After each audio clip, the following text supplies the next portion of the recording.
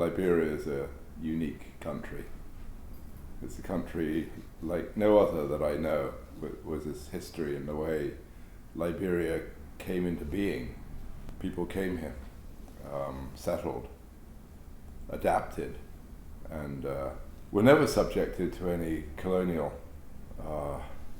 administration like so many other countries. It's a country which has its whole host of experiences which are in common with the rest of Africa. So it's an African country, but also unique because they forged their own history. And when I look at Liberia today, it's like a roller coaster ride. There's a whole range of emotions. It's as if you speak to Liberians, which we do, of course, every day, and every day it's a new experience and something new is happening. I guess the challenge really is to make sure that there is this sustained development, that things continue to progress and there's no step backward. And we know it from history. Whichever country, whether it's Liberia or any country in the world, it's possible to take a step forward and a step backward if things don't. The experience here has been very dramatic in the last 30 years. But now I believe that Liberia is on a path forward, and the United Nations support, based on the priorities of Liberia, its government, its people, its administration, its civil society, all Liberians basically. The United Nations' job is to support that progress, wherever we're called upon to do it. We don't want to step on people's toes. The Liberian people, and especially Liberian women, forged the Liberia we have today, forged the peace, forged the stability. First woman head of state in Africa. But the United Nations has been there with the Liberians, and I think has contributed to some extent. We've got stabilization.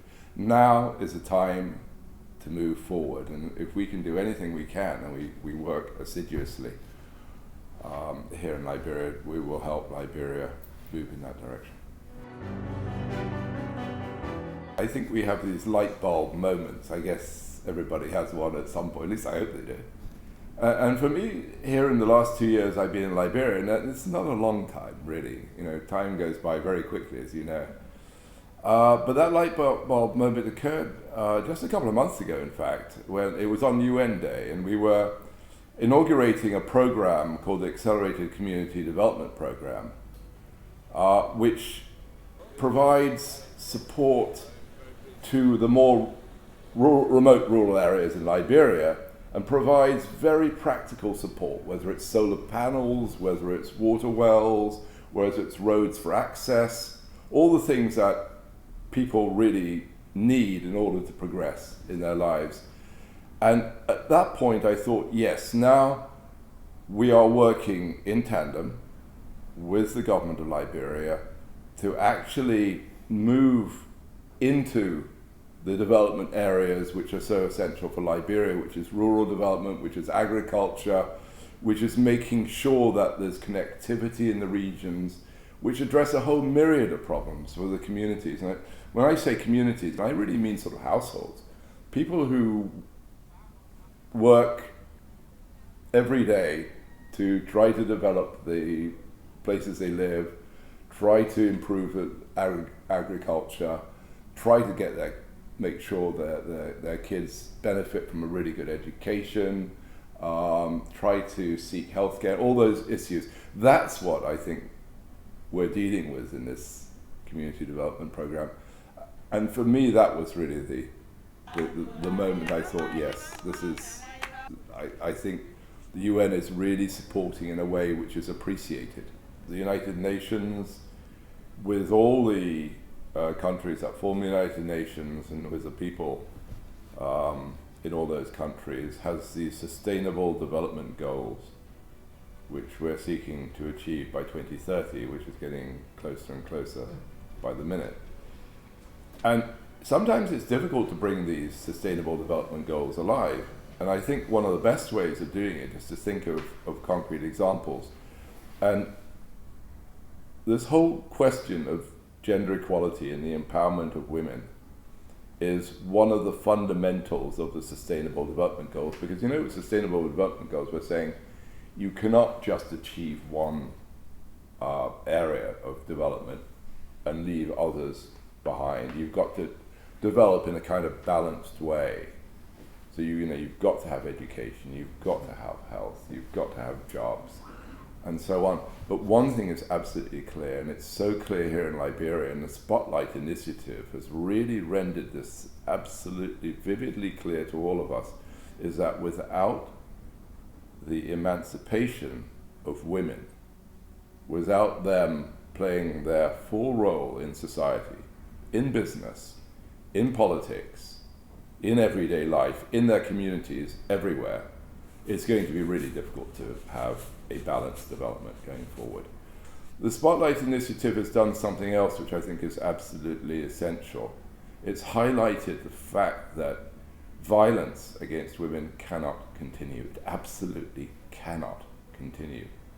It's, for whatever reason, reached absolutely abhorrent levels. Now what the Spotlight, and it's not called the Spotlight Initiative for nothing, it has shone the spotlight on the issue so that people realize that this cannot take place behind closed doors. This cannot just take place in remote villages. It's something that needs to be brought out into the open, that needs to be addressed, and light needs to be shone on it, so that it has to stop. And there should be no impunity.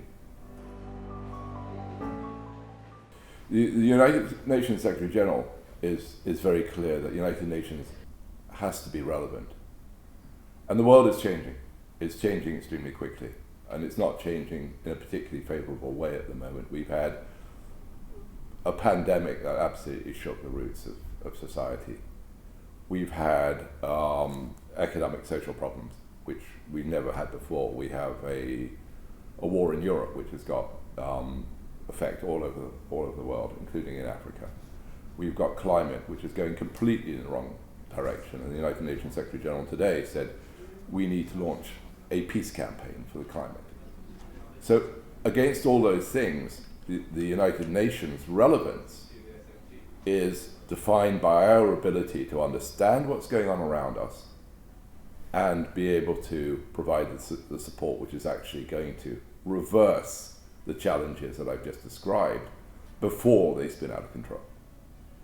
Prevent any further deterioration in people's living conditions. And we're talking about people who fundamentally have nothing to do with causing these challenges that they have. So the United Nations' ability to have a presence, not necessarily a huge great office, but a presence in country, which I think is very much what the reform was looking at, which is relevant, which responds to the needs of the government and the needs of the people, is that which is going to define our ability to support and our relevance. One thing is fundamental to my recollection, my memory of Liberia, which this is a country which has so much potential and so much to make, and I just have to look out the window and see this thousands of kilometers of sea coastal line and know that one day it's going to be fully exploited for the benefit of Liberians, and people will have the lives that they really aspire to. I know the answer to this question.